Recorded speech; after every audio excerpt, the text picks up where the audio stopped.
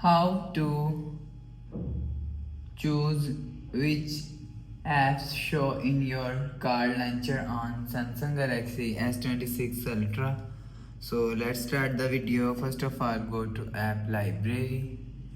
Now here, so click on settings app.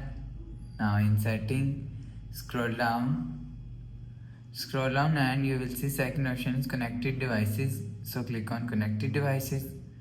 Now here scroll down to and click on Android Auto.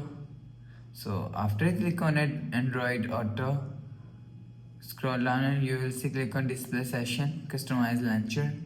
So after click on customize launcher, so if you want to add apps showing card launcher, so you will see apps is here, so click on this icons.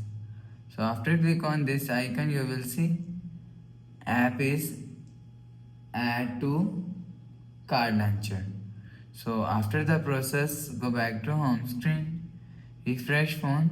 So that's how you can choose which apps show in your card launcher on Samsung Galaxy S26 Ultra. So if you like the video, please subscribe. Thanks for watching.